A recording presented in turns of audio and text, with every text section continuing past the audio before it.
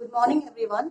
I'm Mahima Singh and I welcome you to my YouTube channel English with Mahima. आज हम लोग किसी भी टेंस की बात नहीं करेंगे, बल्कि हम आज आपको ये बताना चाहते हैं कि जनरल कॉन्वर्सेशन जब भी हम शुरू करते हैं तो वो कॉमन चीजों से ही शुरू होता है। अगर आप इंग्लिश को इस तरह से सीखना चाहते हैं कि ये टेंस है, ये प्रेजेंट है, ये पास्ट है, ये फ्यूचर है, तो ये आपके दिल पे एक बोझ बन जाएगा कि आपको रूल्स रटने हैं, रेगुलेशंस रटने हैं, आपको टर्म्स एंड कंडीशंस रटनी है। हालांकि हम ये नहीं कह रहे कि आपको रूल्स रटने नहीं है। देखिए, अगर चीजें आपको नहीं पता है, फॉर्म ऑफ द वर्ब आपको नहीं पता है, वो चीजें आपको दिक्कत कर सकती हैं। लेकिन इंग्लिश को अपने डे टू डे लाइफ से आप स्टार्ट करिए। चलिए, आज हम लोग ऑलरेडी प्रेजेंट इंडेफिनिट की बात कर चुके हैं। आज हमारा टर्न है पास्ट इंडेफिनिट और फ्यूचर इंडेफिनिट का। लेकिन हम पहले एक कॉमन कॉन्वर्सेशन आपके साथ कर लेते हैं। फॉर एग्जाम्पल के लिए आप इस तरह से समझिए कि जब हम सुबह सुबह उठते हैं, when we get up early in the morning, we used to go to school. हम स्कूल गए, वहां पे जैसे ही हमारा फ्रेंड मिला, उसने मुझे हाय बोला और मैंने उसको हाय बोला। ठीक है, अब ये हाय हो गया। हाय होने के बाद में उसने मुझे पूछा हाउ आर यू, मैंने बोला आई एम फाइन। हो सकता है हम कल स्कूल ना गए हों तो हम डरे हुए हों और हम ये बोले कि हम कल स्कूल नहीं आए थे, पता नहीं क्या होगा, मैम ने क्या पढ़ाया क्या नहीं पढ़ाया, या फिर वो कोई क्वेश्चन करेंगी तो हम जवाब दे पाएंगे या नहीं दे पाएंगे। तो लेट्स इमेजिन कि बॉय 1 और बॉय 2 में कॉन्वर्सेशन हो रही है। फॉर एग्जाम्पल, बॉय 1 स्कूल पहुंचता है, दोनों बच्चे स्कूल पहुंचते हैं, बॉय 1 पूछता है हाय। इट्स वेरी कॉमन कि हम पहुंचते हैं तो अपने फ्रेंड से आपस में बहुत अच्छे से घुल मिल के ही बात करते हैं। तो उसने मुझे हाय बोला, मैंने भी उसको रिस्पॉन्स में हाय बोल दिया। बॉय 2 ने भी हाय बोला। बॉय 1 ने पूछा हाउ आर यू, आप कैसे हैं, तो उसने बोला कि आई एम फाइन। लेकिन बॉय 1 ये कह रहा है कि I did not come to school yesterday, यानी कि वो डरा हुआ है। वो ये कह रहा है कि मैं कल स्कूल नहीं आया था। ठीक है, वो कल स्कूल नहीं आया था। तो नेचुरली एक दोस्त होने के नाते हम उसको क्या समझाएंगे, हम ही कहेंगे कोई बात नहीं है, चलो क्लास में चलते हैं और देखते हैं कि मैम क्या कहती हैं। सेम थिंग ये देखिए, बॉय 2 कहता है कि सो व्हाट, अगर तुम नहीं भी आए थे तो क्या हुआ, लेट्स सी, चलो देखते हैं कि क्या होता है। ठीक है, तो टेंस क्यों पढ़ना? टेंस केवल रूल्स के लिए पढ़े जाते हैं, रेगुलेशंस के लिए पढ़े जाते हैं। आपको अगर ये समझना है कि कॉमन कॉन्वर्सेशंस कैसी होती हैं, तो आप अपने आप से शुरू करिए कि when you get up early in the morning, अगर आप स्कूल ऑफिस जा रहे हैं तो नेचुरली आप अपने साथ के कोलीग्स को हाय करेंगे, हाउ आर यू पूछेंगे कि yes how you are doing now XYZ। ठीक है, तो यहाँ पे आप देखिए, ये कॉन्वर्सेशन सुनने के बाद जब दो बच्चे आपस में बात कर रहे हैं कि कैसे हो, मैं ठीक हूँ, मैं स्कूल नहीं आया था, देखते हैं क्लास में क्या होता है XYZ, आप टेंस को भूल जाइए और ये देखिए इससे क्या रिजल्ट आपको मिला। उसने बोला है, रेस्पॉन्स आया है, यानी कि बात हो रही है प्रेजेंट टाइम की। ठीक है, यानी कि प्रेजेंट टाइम में, प्रेजेंट घंटे में वो दोनों मिले और उन्होंने एक दूसरे से बोला कि हाय। जो हमारा एक स्पीकिंग का एक तरीका भी होता है कि हमें मॉडुलेट मैनर सीखने होते हैं कि हम किस तरह बोले, क्योंकि इंग्लिश को बहुत रफली आप नहीं बोल सकते। इंग्लिश बोलने के लिए आपके चेहरे पे एक्सप्रेशन होने चाहिए, स्माइल होनी चाहिए, पसीना नहीं होना चाहिए। It's very natural. ठीक है, तो देखिए फिर सेकंड बार पूछता है हाउ आर यू, यानी कि कैसे हो। उसने बोला आई एम फाइन, ये भी प्रेजेंट की ही बात हो रही है, राइट। अब यहाँ आते हैं बॉय 1 पे, वो बोलता है आई डिड नॉट कम यस्टरडे। अब ये दो शब्द डिड नॉट और यस्टरडे, ये पास्ट को इंडिकेट करते हैं, यानी कि पास्ट टेंस को। ठीक है, नेक्स्ट आते हैं सो व्हाट, लेट्स सी। जो ये लेट वर्ड है, आप दिमाग में बैठा लीजिए, याद कर लीजिए कि जब कभी हम लेट्स वर्ड का इस्तेमाल करते हैं तो ये फ्यूचर इंडिकेट करता है, यानी कि भविष्य में वो चीजें होंगी या नहीं होंगी, वो तो एक अलग का केस है। लेकिन अगर आपको कहीं ये लेट्स वर्ड मिल जाए तो आप अपने आप ही समझ लीजिए कि लेट्स का मतलब है कि हम कुछ प्रेडिक्शंस कर रहे हैं कि let's see what will happen. हो सकता है कि टीचर बहुत नाराज हो सकता है टीचर बिल्कुल भी ना नाराज हो, अच्छे से कोऑपरेट कर ले। ठीक है, तो आप ये टेंस के साथ साथ अपनी स्पीकिंग स्किल को भी डेवलप करिए कि जब हम किसी से मिलते हैं, हाय हेलो करते हैं, कोई पीछे की बात करनी है तो क्या करना चाहिए, फ्यूचर की करनी है तो क्या करना चाहिए। ठीक है, अब आते हैं टेंसेस पे। आपके सामने मैंने ये दो सेंटेंसेस रखे हैं। नंबर 1, राम विद्यालय गया था। नंबर 2, राम विद्यालय जाएगा। ठीक है, अब इन दोनों में आपको क्या अंतर समझ में आ रहा है? अपने आप से समझ में आ रहा है कि यहाँ पे था है और यहाँ पे गा है। ठीक है, यानी कि राम विद्यालय गया था, पास्ट की बात हो रही है, तो जिन सेंटेंसेस में था है, थी है, थे है आता है वो पास्ट होता है।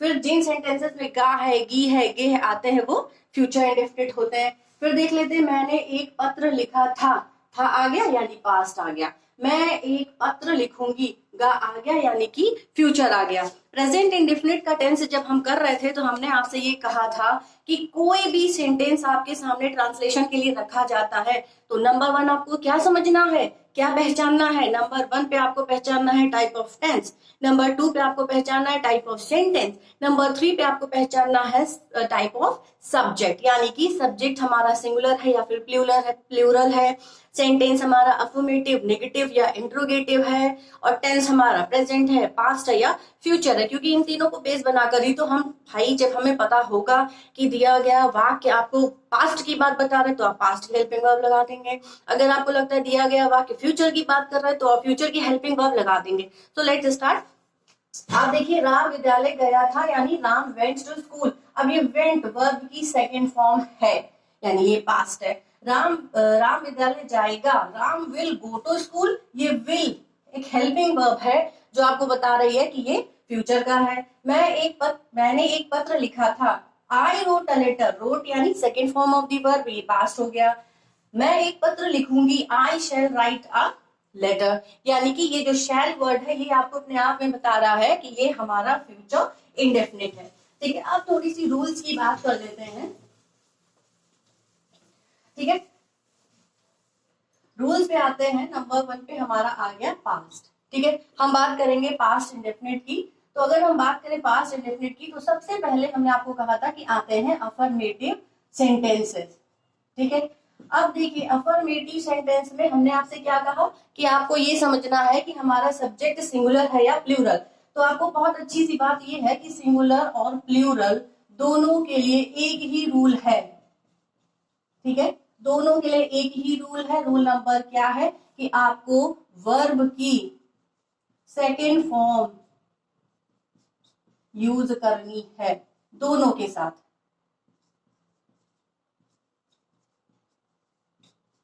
ठीक है, कभी कभी कंफ्यूजन नेवर के साथ हो जाता है तो आप समझ लीजिए कि नेवर के साथ भी second form of the verb ही लगेगी। ठीक है, ये हो गया आपका अफर्मेटिव। ठीक है, मैंने आपको ये बताया कि अगर आपका सब्जेक्ट सिंगुलर है तो भी और अगर आपका सब्जेक्ट प्लूरल है तो भी आपको वर्ब की second form of the verb use कर लेनी है। नेवर में कभी कभी कंफ्यूजन हो जाता है, लोग कंफ्यूज होते हैं कि नेवर के साथ सेकंड फॉर्म आएगी या नहीं आएगी, तो आप समझ लीजिए कि नेवर के साथ भी second form of the verb आएगी। ठीक है, अब आते हैं हम नेगेटिव और इंट्रोगेटिव के पास। ठीक है, ये हो गया हमारा negative plus interrogative.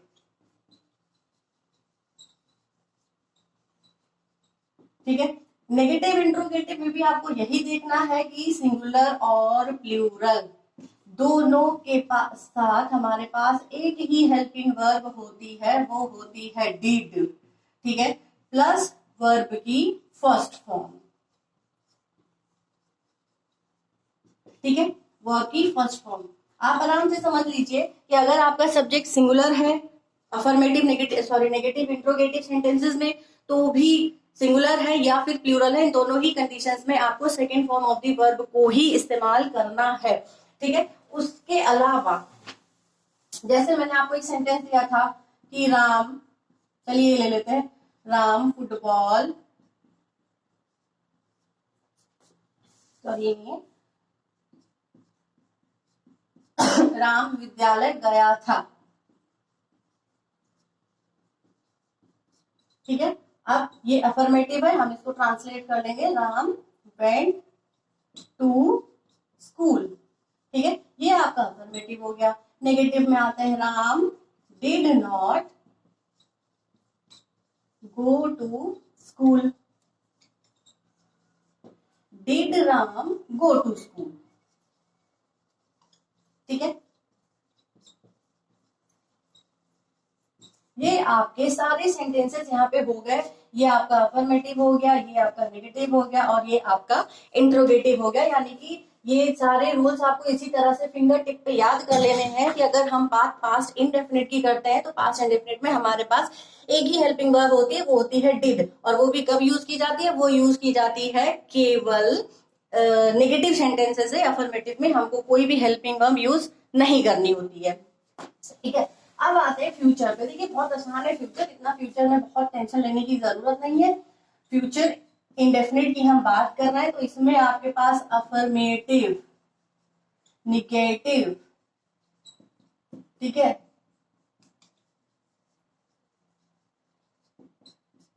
Plus interrogative, तीनों के लिए एक समान हेल्पिंग वर्ब होती है। जैसे कि आप देखिए सिंगुलर के लिए विल, ठीक है, will plus first form of the verb,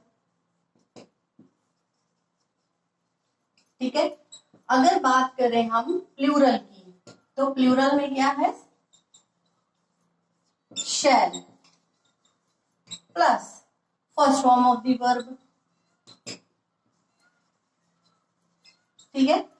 अब देखिए ये तो बात हो गई रूल की, ठीक है। ये आपके रूल्स हैं कि अगर हम फ्यूचर इंडेफिनिट की बात करते हैं तो फ्यूचर इंडेफिनिट में हमारे पास दो ही हेल्पिंग वर्ब्स होती हैं, वो होती हैं विल या शैल। तो देख लीजिए विल सिंगुलर के साथ और शैल हमारे प्लूरल के साथ। अब जब आप नेगेटिव आएंगे तो विल नॉट हो जाएगा, इंट्रोगेटिव में जाएंगे तो वो पहले आ जाएगी। ये तो देखिए कॉमन सी बात है कि जब हम नेगेटिव इंट्रोगेटिव सेंटेंसेस कर रहे होते हैं तो हमें उनमें क्या चेंजेस लाने होते हैं, ठीक है। तो ये बात हो गई आपके रूल्स की, लेकिन इतना समझ लीजिए कि प्लूरल में केवल आई और वी के साथ आपको शैल लगाना है, बाकी सारी चीजों के साथ for example he, she, it या दे, सबके साथ आपको विल लगाना है। ये थोड़ा सा देखिए फ्यूचर में एक थोड़ा सा कंफ्यूजन क्रिएट हो जाता है, क्योंकि फ्यूचर अपनी चीजों में कंफर्म नहीं रहता है, अटल नहीं रहता, उस चीज को लागू नहीं कर पाता है पूरी तरीके से। वजह ये है कि विल एक ऐसा शब्द है जो किसी भी सेंटेंस में यूज हो जाता है। फॉर एग्जाम्पल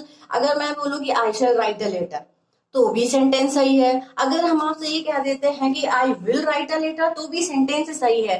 तो थोड़ा सा इसमें कंफ्यूजन ये है कि आपको ये याद करना पड़ेगा कि जब हम फ्यूचर इंडेफिनिट टेंस में आते हैं तो ये प्लूरल में केवल आई और वी को कंसीडर करता है, ठीक है। उसी के साथ शैल लगाना है, बाकी ही, शी, इट, दे, एनीथिंग, कुछ भी जो भी है सबके साथ आपको शैल विल लगा देना है, ठीक है। बस ये थोड़ा सा याद करना है आपको, बाकी बहुत ज्यादा आपको याद नहीं करना है, ठीक है। अब आ जाते हैं दोनों में थोड़ा सा डिफरेंशिएट कर लेते हैं, ठीक है। अगर आपको डिफरेंशिएट करना है तो आप ये देखिए प्रेजेंट से स्टार्ट होते हैं, ठीक है। पहला सेंटेंस लेते हैं, सीता सिंग्स अ सॉन्ग, ठीक। सेकेंड पे आते हैं, Sita sang a song, okay. अब थर्ड पे आते हैं, Sita will sing a song, ठीक है। अब आप देख लीजिए तीन सेंटेंस आपके सामने आराम से, कोई कंफ्यूजन नहीं है। सीता सिंग्स अ सॉन्ग यानी वर्ब की फर्स्ट फॉर्म में एस जोड़ा गया और ये वर्तमान की बात कर रहा है, तो ये आपका प्रेजेंट इंडेफिनिट हो गया। Sita sang a song, Sita ने गाना गाया था, यानी कि ये आपका पास्ट हो गया, क्योंकि सीता ने कंफर्म है कि गाना गाया ही था।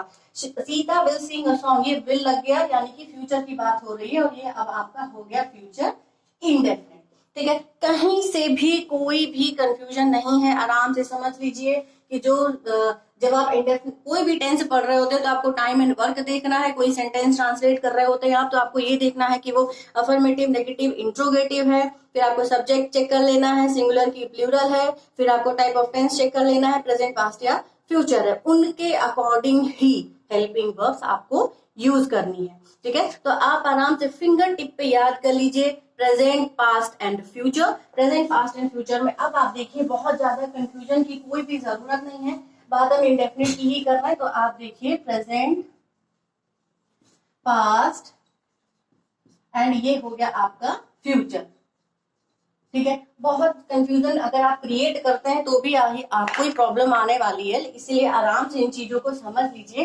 कि जब हम प्रेजेंट, पास्ट, फ्यूचर की हेल्पिंग वर्ब्स की बात करते हैं, ठीक है, तो हेल्पिंग वर्ब में आप इस तरह से याद कर लीजिए, डू प्लस डज, ठीक है, प्लस वर्ब की फर्स्ट फॉर्म, ठीक है। ये हो गया नेगेटिव। एक और चीज आपको याद करनी है कि सिंगुलर के साथ एस या ईएस वर्ब की फर्स्ट फॉर्म में लगा देना है,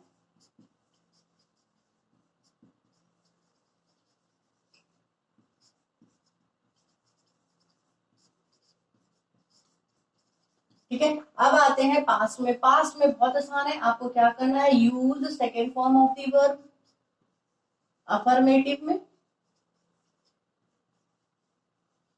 और फिर आपके पास आता है did plus first form of the verb.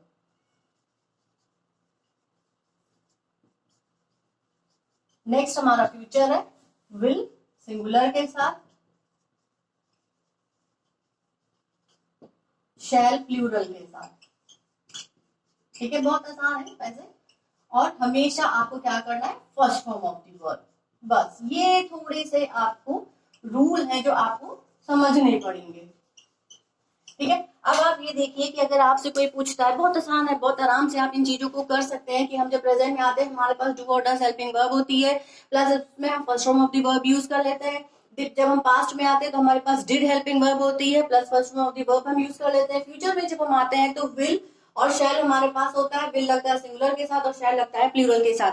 तो देखिए आराम से अपनी फिंगर टिप पे आप याद करिए कि इन सब में क्या डिफरेंस है। इन सब में सिर्फ इतना, प्रेजेंट और पास्ट तो थोड़ा सा डिफिकल्टी करता है, लेकिन फ्यूचर तो फ्रॉम द बिगिनिंग, यानी जब से हम फ्यूचर इंडेफिनिट पढ़ना शुरू करते हैं इसके पास एक ही हेल्पिंग वर्ब है, विल और शैल। बस क्या करते जाएंगे, will be, shall be, will have, shall have, will have been, shall have been में कन्वर्ट होता चला जाएगा। ठीक है, तो यहाँ पे आज हमारा प्रेजेंट इंडेफिनिट जो टेंस है वो हमारा खत्म हो गया है।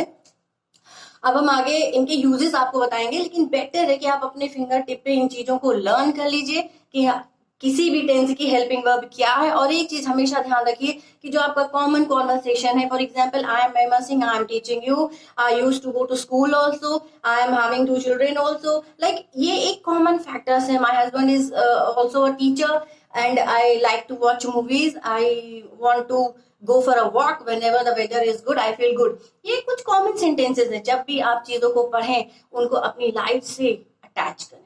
अगर आप चीजों को अपनी लाइफ से अटैच नहीं करते हैं तो टेंस क्या, कुछ नहीं आने वाला।